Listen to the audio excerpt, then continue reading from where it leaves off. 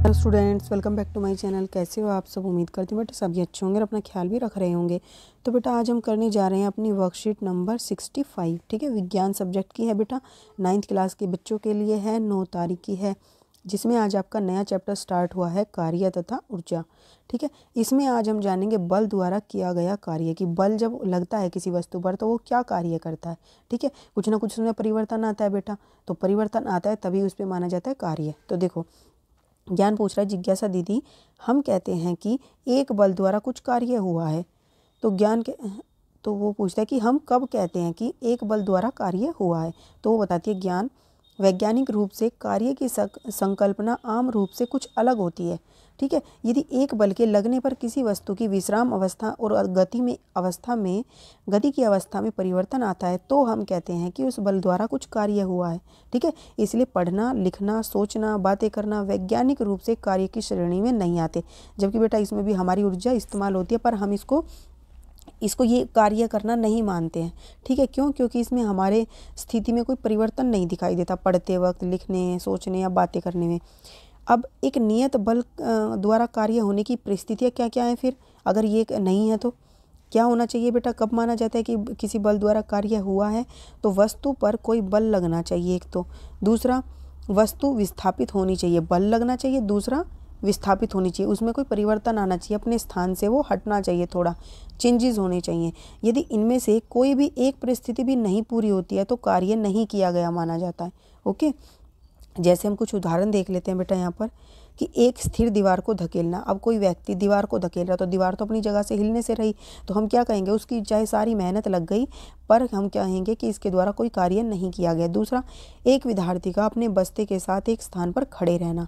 ठीक है, एक विद्यार्थी अपने बस्ते बैग के साथ एक स्थान पर खड़े रहता है तो भी हम उसको कहते हैं कोई स्थान में परिवर्तन नहीं आ रहा, किसी भी चीज़ में तो कोई काम नहीं हो रहा, जबकि उसके हाथ दुख जाते हैं खड़े खड़े। फिर सिनेमा देखना या बातें करना। अब बात करते रहो बेटा तुम, तो इसमें कोई ये नहीं कहेगा तुमने कोई कार्य किया है, कहेंगे तुम वैसे ही टाइम पास कर रहे हो। बातें, सिनेमा देखना, सिनेमा भी बेटा एक जगह बैठकर देखते हैं आराम से, तो भी उसमें भी कोई कार्य करना नहीं माना जाता। ठीक है, अब देखो बेटा, एक बल द्वारा किए गए कार्य का गणितीय परिमाण। ठीक है, तो एक बल द्वारा किए गए कार्य का गणितीय परिमाण कैसे निकालते बेटा, कि उसने कितना काम किया, वो कैसे पता चलेगा कितनी क्वांटिटी में किया है? तो उसके लिए देखो कुछ फॉर्मूले होते हैं।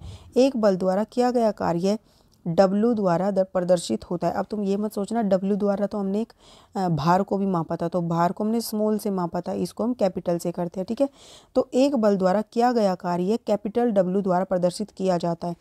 एक बल द्वारा किए गए कार्य का परिमाण वस्तु पर लगने वाले बल और उस पर विस्थापन द्वारा प्रदर्शित किया जाता है। यानी कि वस्तु पर बल लगना चाहिए, दूसरा इसमें विस्थापन होना चाहिए, अपनी जगह से परिवर्तन आना चाहिए, जो बल तथा विस्थापन के गुणनफल के बराबर होता है। तब हम कहेंगे किया गया कार्य जो है किसके गुणनफल के बराबर होगा? बल के, और जो विस्थापन हुआ उसके अंदर उसके गुणनफल के बराबर होगा। जैसे कि किया गया कार्य बल गुना में विस्थापन, इसको हम F से डिनोट करते हैं, विस्थापन को हम स्मॉल s से डिनोट करते हैं। तो यहाँ से हमारा फॉर्मूला बन जाता है। ओके, जैसे अब इसने इसको बल लगाया, अब ये कहाँ चला गया? यहाँ पर इसमें विस्थापन भी हुआ और बल भी लगा है। ठीक है, अब जब किसी वस्तु पर बल किसी कोण से लगता है तब किया गया कार्य किसके बराबर हो जाता है बेटा? देखो, W = F × S तो है ही, बस साथ में कोस थीटा और लग जाता है। तो बल की दिशा देखो और विस्थापन की दिशा, बल इस एंगल से लग रहा है यहाँ पर, लेकिन विस्थापन इधर हो रहा है। ठीक है, तो क्या हो रहा है? इन दोनों के बीच में क्या एंगल? इसमें क्या हो रहा था बेटा? बल, जैसे ये बल लगा रहा है, ऐसे लगा रहा है, और ये विस्थापन ऐसे हो रहा है, तो ये बीच में एंगल बन गया ना। अगर ये सामने से लगाता, अगर ये बिल्कुल इसके सामने से ऐसे लग रहा है बल और ये सामने ही जा रहा है, तो क्या होता? उनके बीच में 0 हो जाता। ठीक है, ये पर थीटा क्या होता है? 0। अब बेटा ये आगे तुम मैथ में भी पढ़ा होगा, कोस थीटा क्या होता है? 0। कोस 0 होता है 1 के बराबर, इसलिए हम यहाँ पर कोस को लिखते नहीं है। यहाँ पे हम बात कर रहे हैं कि थीटा क्या है हमारा, यहाँ पर 0 है, हम ऐसा मानते हैं जनरल। लेकिन अगर उनके बीच में कोई एंगल बन रहा है बल के और विस्थापन की दिशा के, तो इन दोनों के बीच में अगर कोई बन रहा है थीटा, तो हम फिर यहाँ पर क्या दिखाते हैं? F × S × cos theta. ठीक है, तो फिर वो एंगल हम यहाँ पर पुट करते हैं, उसकी वैल्यू निकाल के इसे मल्टीप्लाई करते हैं। अब बेटा आगे देखो, यहाँ पर जब किसी वस्तु पर बल किसी ये हो गया यदि यह एक अदिश राशि है, यानी कि इसकी कोई दिशा नहीं होती बेटा। किसकी दिशा नहीं होती? बल की तो दिशा होती है, विस्थापन की भी दिशा होती है, लेकिन जो कार्य होता है, किया गया जो कार्य होता है, उसकी कोई दिशा नहीं होती। ठीक है, कार्य तो कार्य होता है, वो तो एक तरीके की ऊर्जा होती है, और ऊर्जा की कोई दिशा नहीं होती। तो जिसमें परिमाण होता है लेकिन दिशा नहीं होती, ये याद रखना है। बल की भी होती है और इसकी भी होती है, लेकिन किसकी दिशा नहीं होती है? कार्य की। ठीक है, कार्य की कोई दिशा नहीं होती। और कार्य का मात्रक क्या होता है? Newton metre. देखो कैसे आया, W क्या होता है? F इंटू एस होता है। F हमारा क्या है बेटा? न्यूटन, बल होता है। S क्या होती है? दूरी, दूरी है, विस्थापन है, इसको मीटर में मापते हैं, तो इसलिए हमारा क्या आ गया? मात्रक न्यूटन मीटर। आप इस तरीके से भी निकाल सकते हो अगर आपको फॉर्मूला याद है तो, और आपको उनकी मात्रक याद नहीं है तो।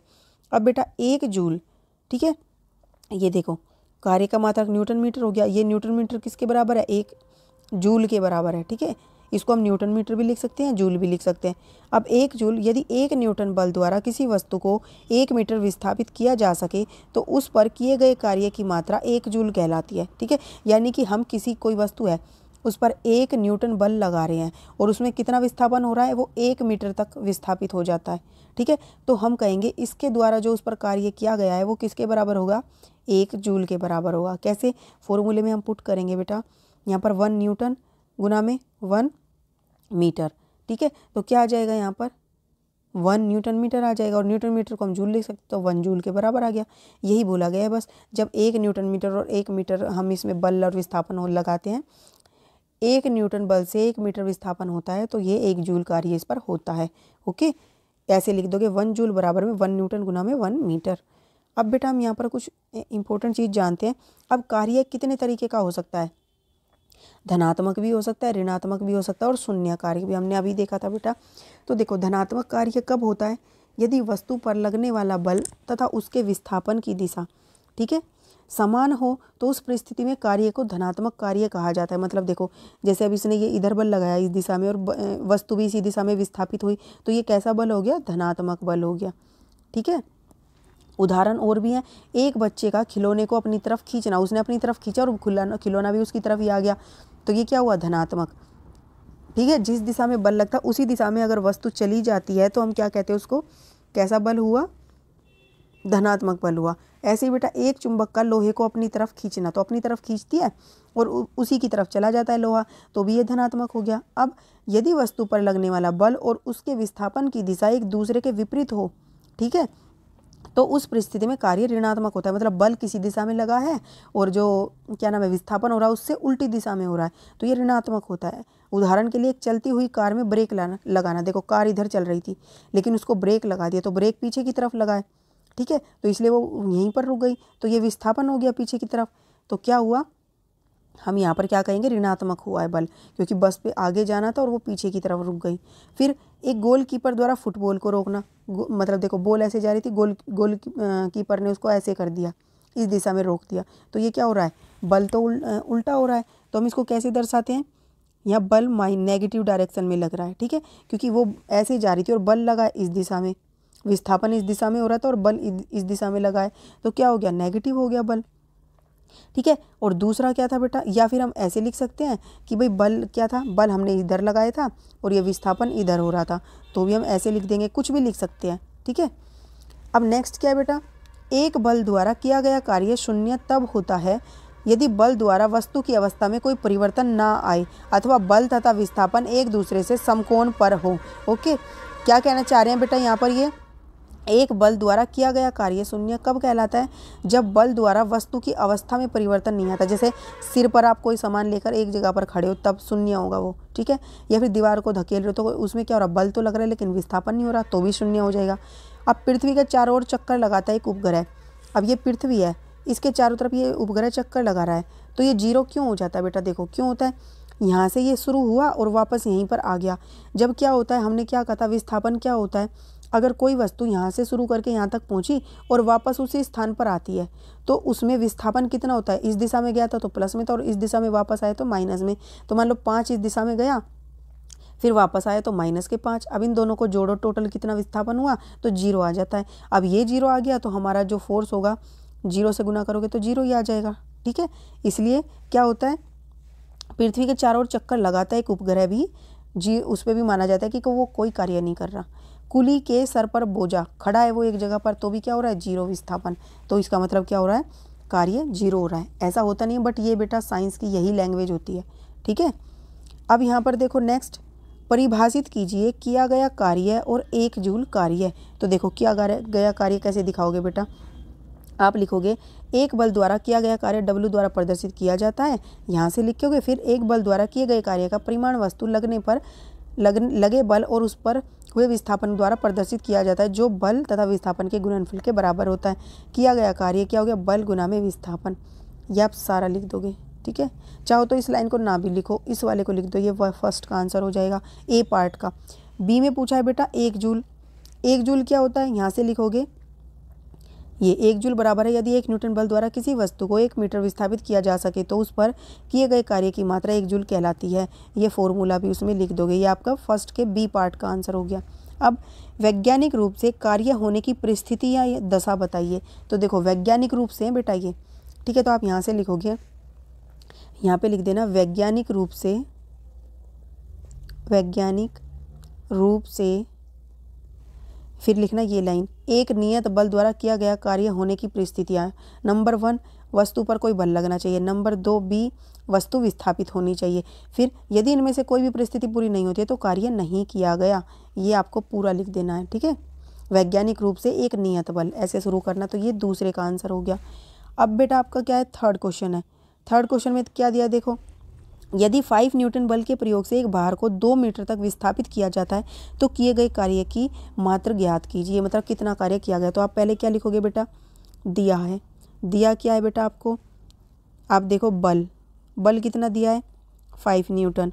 ओके, और आपको क्या विस्थापन कितना दिया है, विस्थापन हमेशा लिखा करो बेटा, इसके स्टेप के मार्क्स मिलते हैं। विस्थापन को एस से डिनोट करते तो ये 2 मीटर, बल के यहाँ पे भी लिख लेना, इसको एफ से डिनोट करते हैं। ठीक है, अब उसके बाद बेटा ज्ञात क्या करना है, ज्ञात करना है हमें, करना है कार्य। तो क्या होता है कैपिटल W। ओके, ये ज्ञात करना है। तो ज्ञात किया, ज्ञात किया, तो ज्ञात किया में देखो बेटा क्या करोगे, हम जानते हैं कि W किसके बराबर होता है, F इंटू एस। ठीक है, F हमें दे रखा है बेटा 5 न्यूटन, गुना में ये कितना दे रखा है 2 मीटर, तो कितना आ गया 10 न्यूटन मीटर। और न्यूटन मीटर को हम जूल भी लिख सकते हैं, तो 10 जूल। तो इतना कार्य हुआ। आप इस लाइन को फिर लिखोगे, इसलिए कार्य की मात्रा 10 जूल होगी या है। ठीक है, इस तरीके से आप पूरे स्टेप बाय स्टेप क्वेश्चन करोगे बेटा। इसके अलग से आपको मार्क्स मिलते हैं और चेक करने वाला भी खुश हो जाता है। आपके जो और कोई क्वेश्चन होंगे ना जिसमें आपने अच्छे से नहीं किया, उसको सही, उसमें भी मार्क्स दे देगा वो, अगर आपने ऐसे अच्छे से किया होगा तो। अब बेटा हम नेक्स्ट करते हैं।